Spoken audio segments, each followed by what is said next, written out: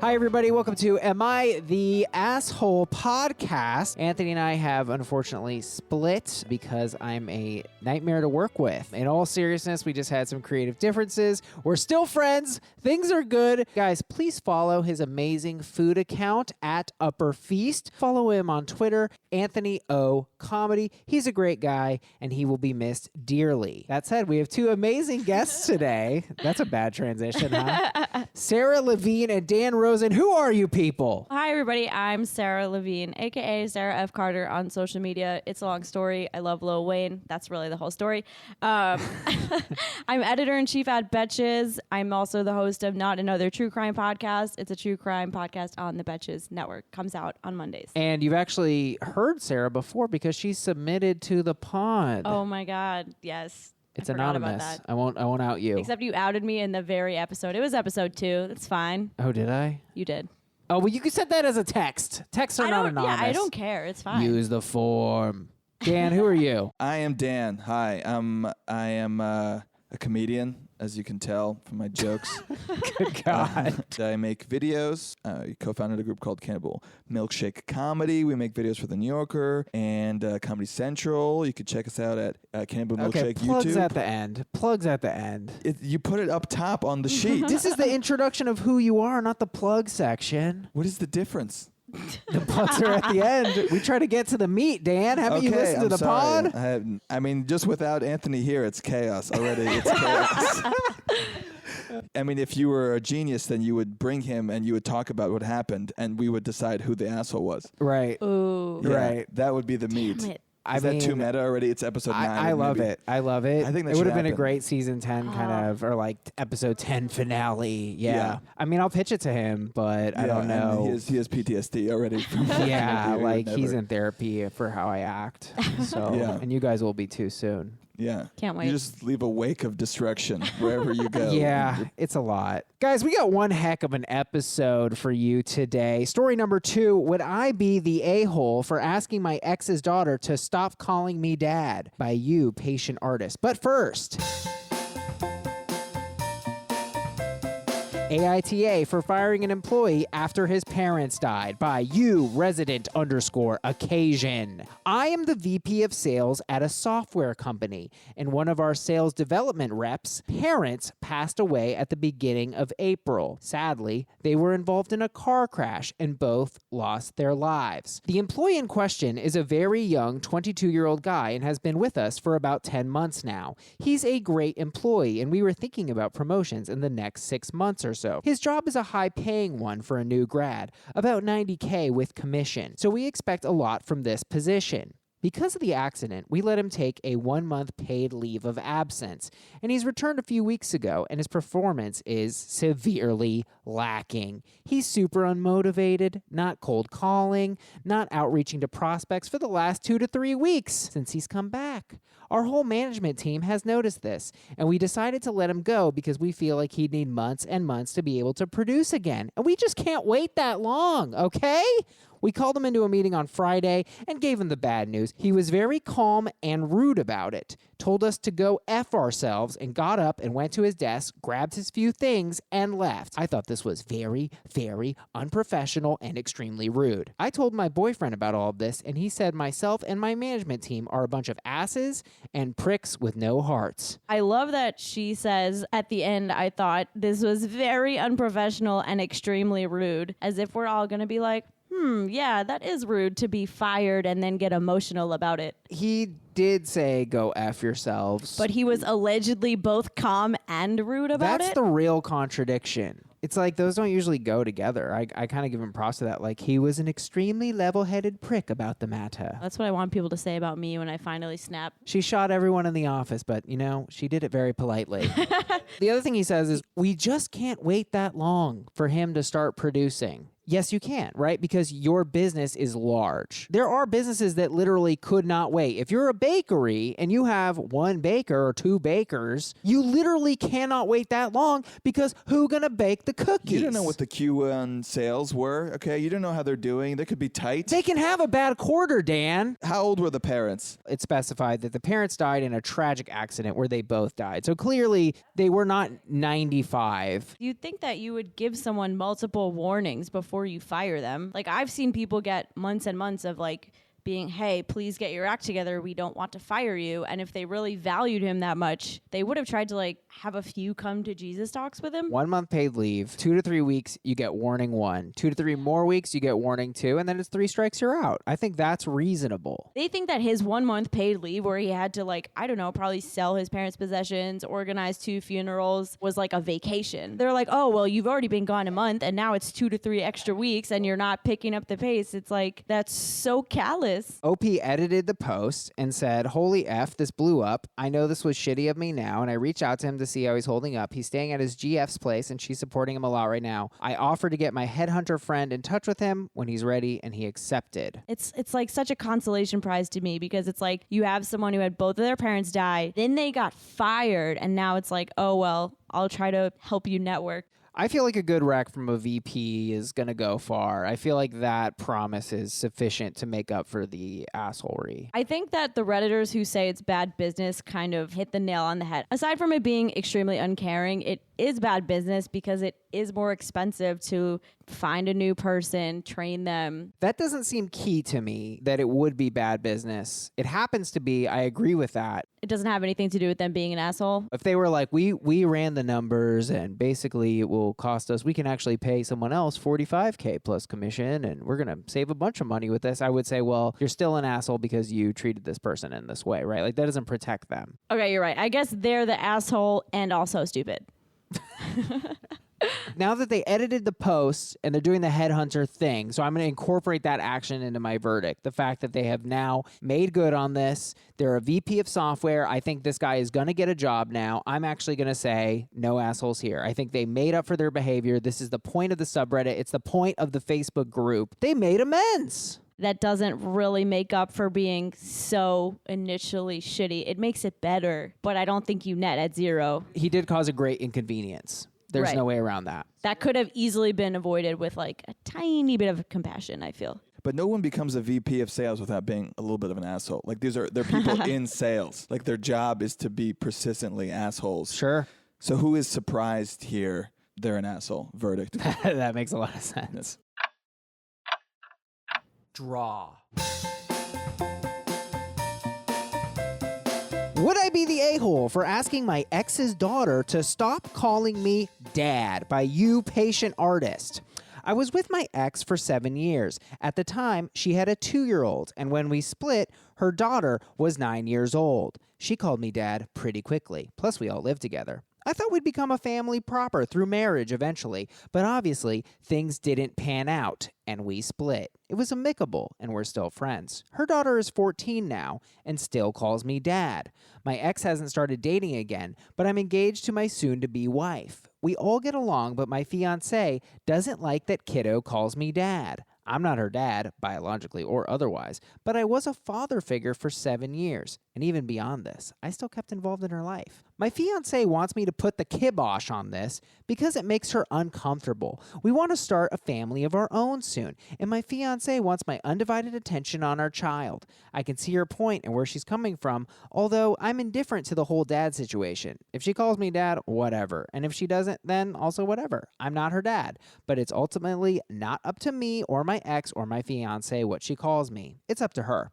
But I must relent to my fiancé's wishes because my family should be prioritized, right? I'm going to have a sit down with my ex and her daughter and split ties to focus on my own family. But would I be the arsehole? I'd still maintain contact because I'm very much still connected to my ex and her daughter. I just want the dad to stop to avoid friction with my eventual wife. I would like to start with how the fiance wants his undivided attention on a child that does not exist yet. Yes, they're not married. They don't have a kid yet. I got news for this guy. A little girl who's calling you dad, hello, that's your fucking family, dog. At the time, she had a 2-year-old, and when we split, her daughter was 9 years old. So this guy raised this girl for 7 years in her most developmentally important phase. I mean, 2 to 9, that's like when you become a freaking human being. How would that conversation even go?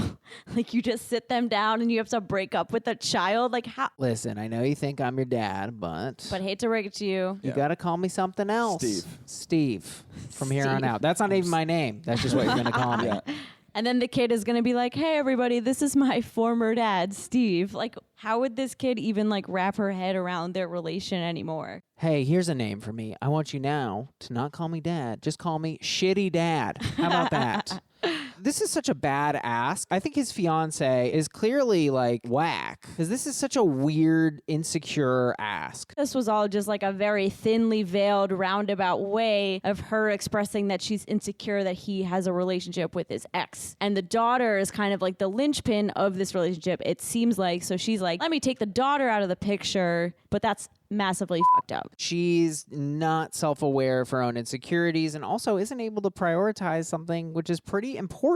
And that kind of bodes poorly to me on her abilities as a parent. I'm kind of like, can this woman raise her own kids? She's like, oh, well, just cut off your daughter. Just f her up real good because I want to do it my way. She's coming for this 14-year-old. She's like, this bitch is getting between me and my mans. In my family, this 14-year-old who's in 8th or 9th grade. Right. I also like that he uses the phrase, put the kibosh. I feel like that's a very casual phrase. It's like, hey, can you just squash that, you know, that whole daughter-father relationship? Yeah, that whole deeply important. Yeah. That whole formative thing. Can you just... Ixnay on... the genocide, Yeah. He says, but I must relent to my fiance's wishes because my family should be prioritized, right? That's because I think he hasn't internalized the fact that he is not a father figure. A father figure is like, oh, the good old grandpa who's going to tell you what to do about girls, or like your coach. Coach is going to sit you down on his knee and tell you to hit the ball. No, he's this girl's psychological fucking father. Coaches did you have? I had some weird coaches. Sandusky was- I don't want to go into my coach history. 2 to 9 years old? Are you shitting me? She thinks he's Superman. Like every kid thinks their father is Superman. That's what she thinks about him. Man up. It's time to be a dad because you got a family. And maybe you didn't realize that, but that is the reality of it, right? Because I'm sure he didn't know, and I'm sure a lot of men don't realize, like, oh, if I marry someone who has a 2-year-old... Well, they were never married, to be fair. They were only dating. He thought they would get married, but they didn't. They lived together for 7 years, which, by the way, is a common law marriage. So I submit that they were, for all intents and purposes, married. To see this child every single day and then still kind of be okay with like just letting it all go. This whole thing read to me as someone who's been like very kind of beaten down by a super controlling partner and just like parroting what they would say. Whoa. You think nothing good about the fiance? No, next to nothing. Because you should be like honestly thrilled that your fiance or the person you're dating would like step up and actually be involved in this child's life when like there's literally nothing really tying him to her. And instead she's threatened by a child. Like, yo, that's a big red flag. He is her psychological father, and he's not ready to bear that burden. And I think, maybe I'm being unrealistic, but I think a lot of men, I can see a man falling into this situation, right? They're like, I like this girl. Yeah, she got a 2-year-old. You know, what's the big deal? Well, the big deal is you just became her daddy. That's Danny's new TV show. You just became her daddy. I mean, maybe I'm just projecting too much, but it doesn't sound to me that he's like, he doesn't actually give a fuck. It seems like he's afraid of losing his fiance. I'm not reading like actual real indifference there. I'm reading like he feels like he's supposed to be loyal to his fiance because they're technically going to get married. Right. I think he's in her little manipulation field. Absolutely. Sarah Carroll says, you are an asshole if you do this, and your fiance is an asshole for even asking. That poor little girl. Lauren B says, YTA, how effed up is your fiance that she requires you to denounce a 14-year-old child you raised? That's true. I'm starting to say, like, this is a deal breaker. Oh, I commented that. I said you shouldn't marry your fiance. You shouldn't. This shows a lack of regard for other people and for children. You're going to have kids with this monster? Taylor Joel Lehman writes, oh, hey, your fiance sounds like a controlling douche. And YTA because that girl looks up to you as her father, and you're just like, meh, don't care. I think this guy's mixed up. I think he is kind of in a, whoa, I don't know what to do. Like, the girl I'm having sex with says this, and she's not my kid. So, but it's like, well, no, she is your kid. He's blinded by this new fiance. I think in like 2 years, he's going to be, once like the sheen goes away from the new car, he'll be like, oh, I kind of probably should have kept in touch with my daughter. She's going to hate him forever. Jen Welch says YTA and YFITBA, which I think is your fiance is the bigger asshole? Oh. Yes. All in all, I think this guy would absolutely be the asshole. I think he needs to understand that he maybe fell into the situation and didn't realize what he was signing on for. But that's what it is. You're this girl's psychological father, so man up, bro. Right, and he's not even expressing an intention to, like, be out of her life completely. He's just like, hey, you just can't call me dad. There is, like, a semantic thing. Like, whoa, it's just a name. But it's, like, clearly what's coming with that is that you are not adopting this role. Right. So I think we all agree you're the asshole. The couple together is the asshole. Both of them are the asshole. Everyone sucks here.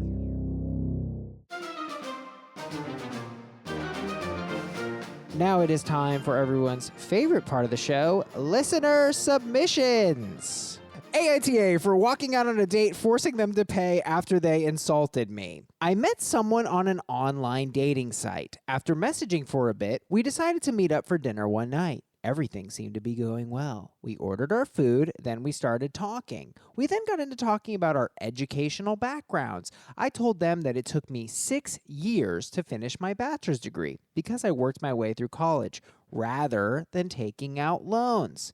They then asked me why I wasn't awarded an Ames scholarship. It's an Arizona State scholarship for doing well on the standardized test. I honestly told them I didn't do well enough on one section to be awarded the scholarship. They then went off and said, what kind of effing retard are you that you weren't even awarded the Ames scholarship? I was taken back a little bit and said, excuse me? They then went on this rant about how the standardized tests are the easiest thing in the world and that I must be really stupid to not do well enough. Our food hadn't even come out yet. I'd had it at this point. I wished them a good night, grabbed my stuff, and left. Before I left, I told the restaurant staff that my date is paying for everything. Am I the asshole for just leaving this person high and dry with the bill? You're from Arizona, right, Danny? Hey, why is that relevant, Sarah? Should they have paid for the meal? And I think it's a very interesting question. They made him pay. Yeah, we're assuming it's a guy. But I just assumed it was a girl saying all this stuff. And I was like, damn, what a monster. You know a lot of girls who say fucking retard? Especially not in a Boston accent. This Boston guy from Arizona apparently knows a lot about the scholarship system. I just moved here. The weather's great. I live in Tempe. I love it, okay? Real familiar with the Arizona State Scholarship Program. Yeah, I like the Ames references. I like to learn all the local references. The Casa Grande and, ASU and, doing meth until you're dead. All the references.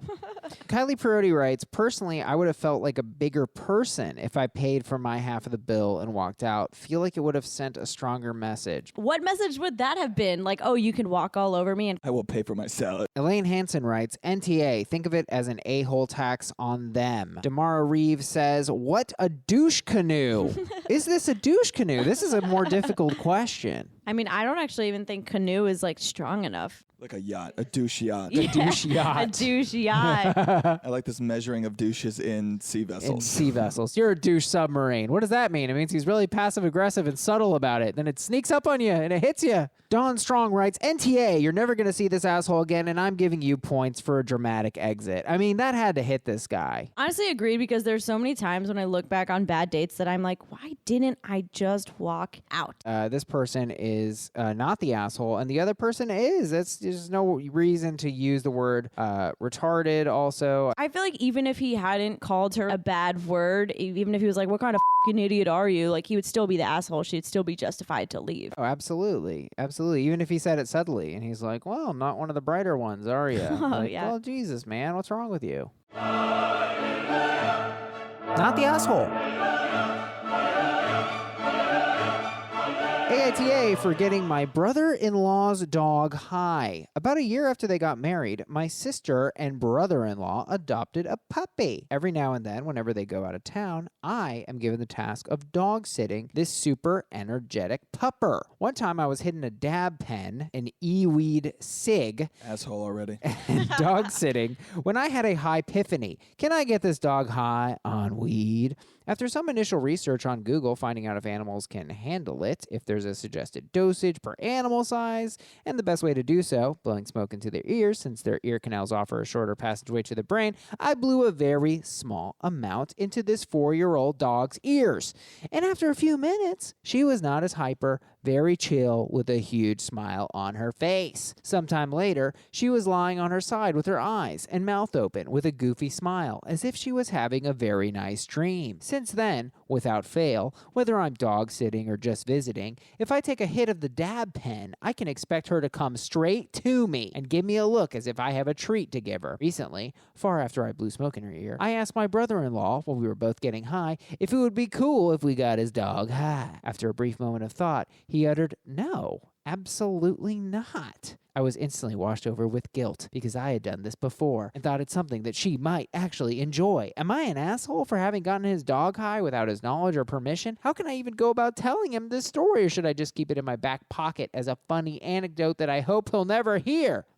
This image just is so cute. Just the dog likes it, and that's, I can't shake that image. He's just licking you and he's chilling and he's like, "Yeah, dude." How come we're okay with like pharmaceutical medication Oh my to God. subdue dogs, but the natural stuff is cast aspersions on, all right? Big pharma, that's Right. okay for the puppy. It's a very strong intuitive thing. You're like, I like to be a little high. The dog's going to be a little high. Why not? What harm could it do? And do we all not constantly hear about how harmless marijuana is? It's like practically like all you hear about in college. That's what they should call college. I guess he did Google it because it's like you can't just assume that since something's fine for humans, it's fine for dogs. Like essential oils are a huge thing right now.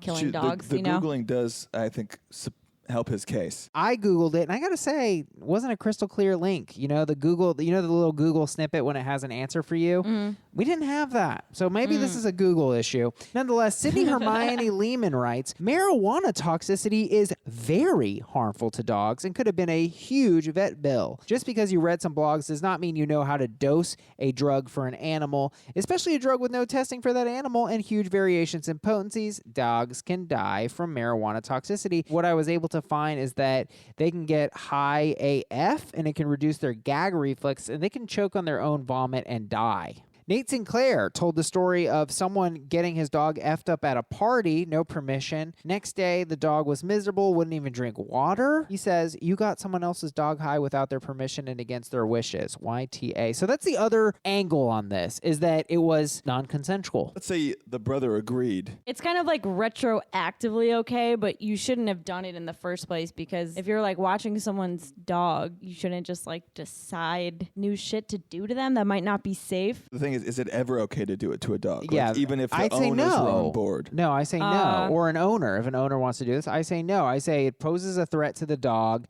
You don't actually know that the dog likes it. True. It's dangerous for dogs. It's not the same thing, and there's no reason to do it. You're wasting your own weed, dog. Get high on your own shit. Yeah, I just think it's potentially harmful. My one dog died because one day my mom just noticed he was walking a little weird and took him to the vet. I'm like, what does that mean? That seems so subtle that I wouldn't even pick up on it. And then imagine if the dog was high and then something went wrong. Would you even really know? Like if it's not your dog, you don't know how they normally act. Right. Had the owner given him permission, we all kind of agree, it sounds like, that would still be bad because now we all know that pot is bad for dogs. But my question is, wasn't there an additional violation in disrespecting the owner? Right? It's a double whammy. He did not get permission from the owner. And in general, you don't want to do weird things to someone's dog. Especially when they're under your care. I would expect that even of something, much more mundane. Hey, dude, is it okay if I feed your dog ham? Is it okay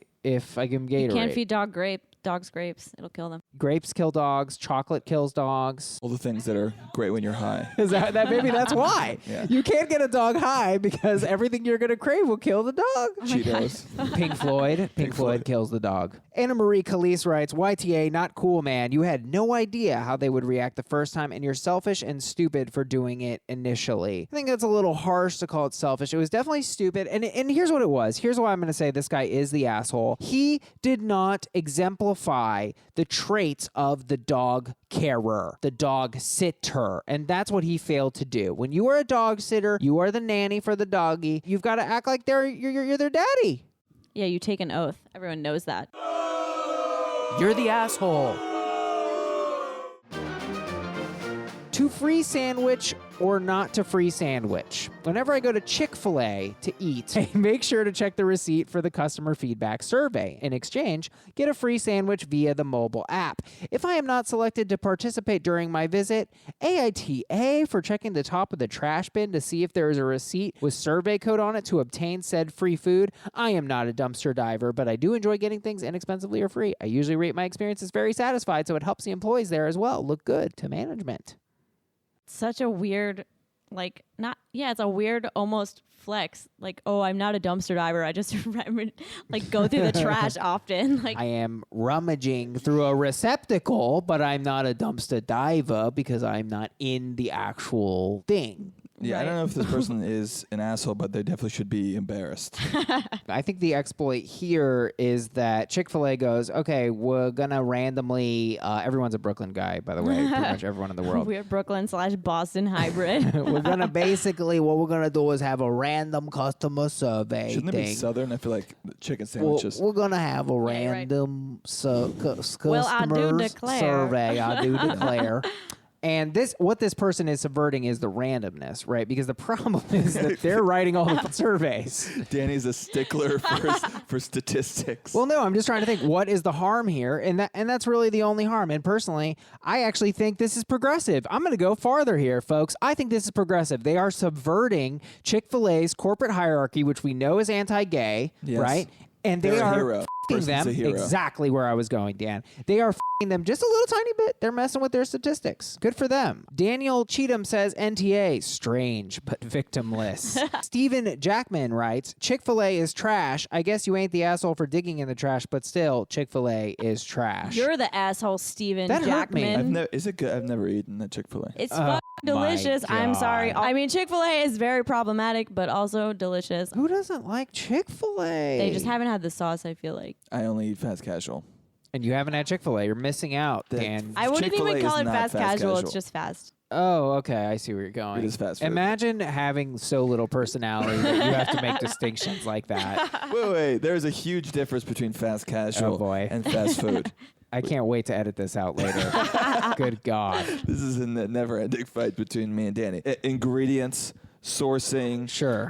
slowness. One is very influenced by Alice Waters and her slow food movement. The care and freshness of the ingredient. Usually, fast casual have a bowl situation. Okay. You can get the Where does Taco Bell fit in this? I feel like Taco Bell's a little healthier than the other guys. what? Taco Bell can't even legally call its meat because it is like mostly processed plastic. The Doritos are in a shell. They sell Doritos with their food. You don't go to Sweet Green and get in Frito-Lay chips, okay? First of all, I want to address the fact that you misrepresented the point of contention, which has nothing to do with fast food. Our point of contention is I like to go to dinner. Yes. To dinner. And when I say go to dinner, a restaurant where there's a waiter, they bring you waters, a restaurant. Dan likes to go to dig in. Go, fill up your bowl as much as you can. This is dig in. Midtown hell, lunch places that are not distinct. They're not interesting. They're utility food. They're soylent. They are soylent. They're not so. That's what they are. They're great fresh ingredients, okay? And they're with the $13. With the as opposed to like $16.95 plus tip. But for a meal to remember, for the ambiance. You get some sort of beverage that I then have to pay half for. It seems unjust. If you have a personality that lives in between the distinction of fast food and fast casual, follow Cannibal Milkshake. They're an incredible comedy group. Not the asshole. AITA for bitching out my husband when he forgot to put an oatmeal in my lunchbox. I've been eating oatmeal every day for 5 years now. It started when I was hospitalized and diagnosed with GERD. At the time, oatmeal was the only thing I could eat first thing in the morning that was easy on my stomach. So I started the habit of eating oatmeal every morning, and I take it to work in my lunchbox every day without fail. I buy these Quaker Oats by the case. I buy these Quaker Oats by the case from Amazon, by the way. Weird flex, but okay. On occasion. Does she have Prime? Yeah, she definitely has Prime. Are you kidding me?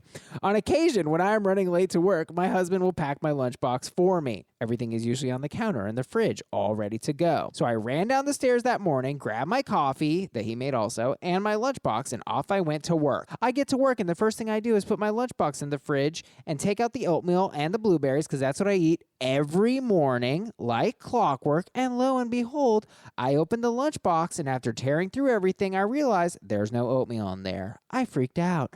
I called my hubby right there in the break room and bitched him out on the phone, and he apologized profusely, of course, for forgetting my oatmeal. But a coworker overheard me, and after I hung up, she proceeded to tell me how rude I was. Mind you, we've been married for 25 years, and he should have known to put the oatmeal in my lunchbox. So AITA for bitching out my husband, or is he TA for forgetting to put it in my lunchbox? I mean, everybody knows that the 25th wedding anniversary gift is oatmeal, so yeah, he should have remembered.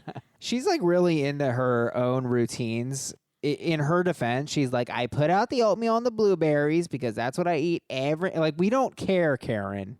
Wait, this Karen. person orders Quaker Oats by the case, and she can't leave a little bit in the break room at work? You can literally have oatmeal anywhere. It's so easy Or to just store. walk to like the nearest supermarket and or Starbucks to get your fix when your husband forgot it. Like, why do you need to then bitch him out right then and there? Oh, I feel like she's being a bit disingenuous by throwing in the 25 years thing. It's like, how is that relevant? He didn't know for the first 20 years that you're the type of person Exactly. who demands oatmeal service. Exactly. Is there something to be said, too, about getting so emotional about the most bland food out there? If it was a hot fudge sundae, I get it. Or if it was her medicine or actually something Right. important. Something vital. important. Like, Yeah. Elisa Collins says, you are a huge asshole. He was trying to help you out, which he doesn't have to do. So in 5 years, he accidentally forgot your oatmeal. Jesus Christ, lady. I'd hate to see how horrible you treat people when something of actual importance goes wrong.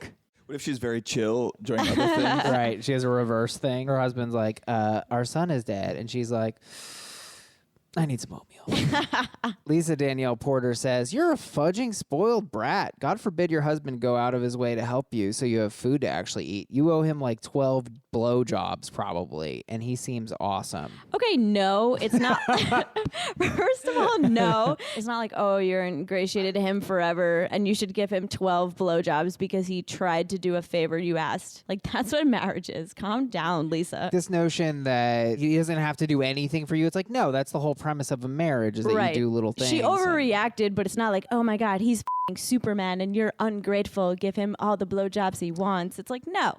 Right. You just overreacted. He was trying to be nice. He forgot. Like, people forget things, and calm down. Is that, I don't really get the blowjob thing. Would you want 12 blowjobs from acid reflux lady? Oh, God. Like if oatmeal is all God. she can do, you think? Can I put maple syrup on your dick? Yeah, I don't know what. I don't know what. Let's get some nuts and blueberries. Can't swallow. You know how that hits my GERD. Oh, yeah, right there, Quaker. Yeah. Right there, Quaker boy.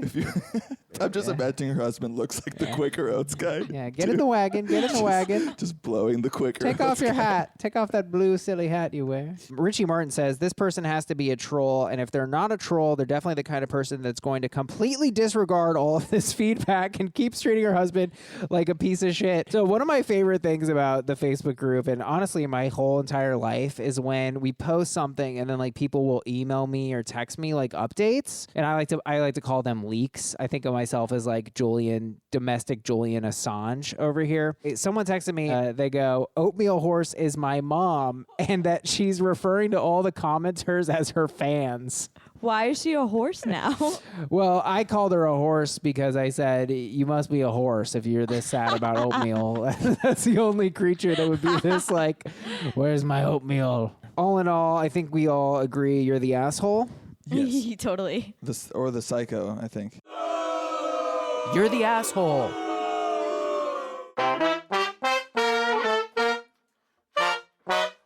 All right, folks, we're just going to do a little bit of banter here, huh? How about that human conversation? So, Dan, you were telling me that you're into this philosopher that, thinks that life is suffering. I thought it was really weird. I mentioned this to you, offhanded comment, months ago, and it seems to have genuinely stuck with you, and you've thought about this a lot. I have. It horrified me. Yeah, but I think you resonated with you. You looked at your own life afterwards and you said, well, actually, tell them what it is. It's just this philosopher. I was reading a book of his, this guy David Benatar, and he's like an anti-natalist. That's his thing. He thinks that it's immoral to have children because of because of the constant state of suffering and pain that Dad?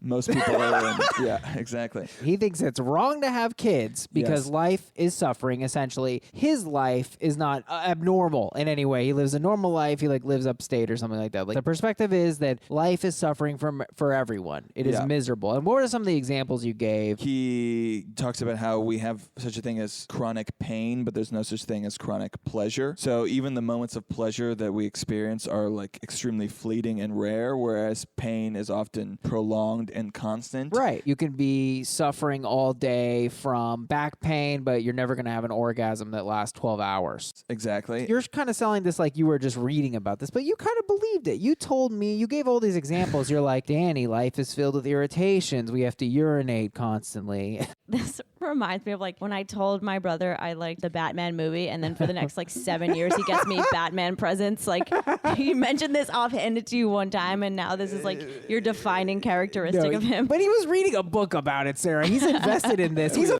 fucking anti-natalist scum. I read a lot of books. I specifically don't want you to have. I'm actually going to eugenics.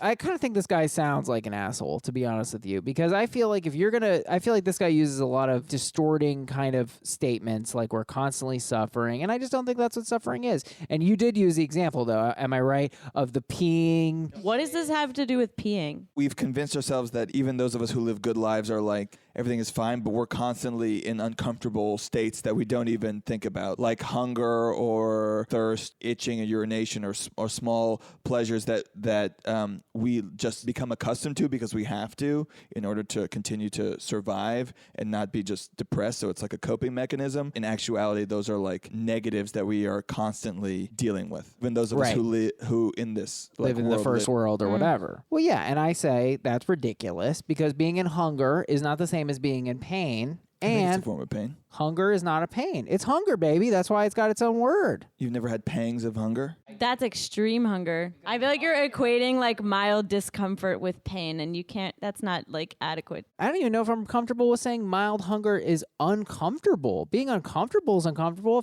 If I sit on a weird surface, I got to get out of that. But like these little distinctions and kind of forcing them, it's kind of like your distinction between fast food and fast casual. Like it starts to add up. Like being a little bit hungry isn't uncomfortable. That's too far of a reach. So I can only be sitting on a hard surface to call my feelings uncomfortable? Well, no. For instance, if I said, I'm going to watch pornography in front of you right now, that would be uncomfortable. I'm not saying there's only one thing that makes up uncomfort. I'm just saying, whatever. Fuck off. I'm just saying, don't reach that far. Being a little bit hungry or even being hungry doesn't quite go into... But it's definitely not pleasure. No, it's not pleasure. There's like a lot of suboptimal parts of being alive. I love agree that. with that. I think that's a great word for it. Suboptimal. Yes. Suboptimal, but that's a far cry from painful. And this is my big argument against you when we had this big falling out. We're not friends anymore. Danny's a nightmare. Relieving an urge, that's what we describe these things as, urges, is very pleasurable. For instance, I actually love, nobody actually says stuff like this, but I love to take a piss. No, it feels great to take a piss. That doesn't make sense. That means I could continuously punch you in the face, and then when I would stop, it would feel good. No, because see, that's what you're doing. Does it feel good to enter, to like exist in a humid desert just so you can walk in momentarily and it feels good when you enter AC? No, I'd much prefer I do that all the time. to not have the extreme discomfort before. Because see, that's how I know you're not from Arizona, because that's the whole premise of Arizona. You go into an extremely overcool place, and then you go out in the burning hot sun, and it feels incredible. Insanely dumb argument that you're making right now. I think I'm crushing you. I think it's a great argument. Well, I don't want you to relieving an urge. Or people write in if you agree with me that taking a nice hot piss feels great, folks. It does. It feels good. No, it's only because it's relieving the pain that you have felt. Yes, but it. So you're going back to neutral. So does eating food? Does eating food feel good? Yeah, because it tastes good. No, it only relieves an urge. the sensation also, there are two sensations with eating. One, it's the taste and the flavor. There's two sensations with piss. I wouldn't say that like drinking Soylent What is is good. the other sensation with Feeling piss? good. I don't know. Stop. It's the ending of the urge, but it's also the act of piss, feeling all that piss get the hell out of you. No, it's only the return to normal that because of your, altered state. It's like if someone didn't have a leg, right, and all of a sudden you gave them a leg. Like, it's not that it was worth it to not have the leg, so now they can like walk. Now it's just normal. I didn't have glasses. I could see to an extent. I enjoy my vision. I enjoy it. I enjoyed the sight of a sunset. I enjoyed the sight of a beautiful woman. I enjoyed the sight of a beautiful man. Once I got my glasses, I could see even better. And then I enjoyed my vision even more. I was ignorant, and ignorance isn't pain. Oh, no, ignorance is pain now. No, it's not. But if you took off your glasses now, would you be in discomfort? I would not be in discomfort. I would just say, oh, I know I can see better than that. Actually, when I take off my glasses and look at Dan, I do feel better because I can see him less clearly, which is an enhancement. Now we're body shaming. That's what we've evolved into. No, it's not body shaming. It's I hate your aura is what I hate. It's your aura. Bottom line, look, I think if you say having kids is immoral because life is suffering and you live in a first world country, I'll say this. Maybe you're not an asshole. I definitely don't want to see you at a party. All right, we're going to play a game called Asshole Advocate, where we are all going to try to advocate for an asshole. In this case, it's going to be the guy who refuses to give his seat up for a pregnant woman on the train. The last person to come up with an advocacy statement loses. You're first, Dan. Let's hear it. Okay, what if were she to sit down next to a lot of people? It's a crowded bus or train, I assume, right? That's why you can't get a seat. If her water breaks, then it gets on everybody else. Right. And it ruins their outfits. Then you have the baby spewing, whereas if she's standing, it's a straight shot down. Right. Easy cleanup. Okay, what if he can't actually tell if she's pregnant or just overweight? Ooh, he'd have to make an assumption. That could be far more damaging. Yeah. What if she is pregnant, but she's really obese, and she's so obese she's going to take up 2 seats, so then there's only going to be 2 people sitting. So we went from 3 people sitting to only 2.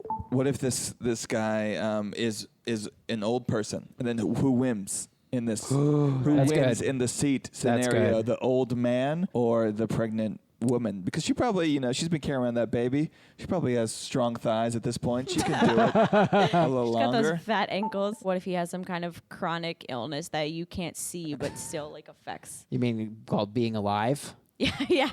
What if he's just alive? What if he's a college student and he's on his laptop and he's really doing an important paper? Goodbye, I'm asshole. out. You're out. I'm out.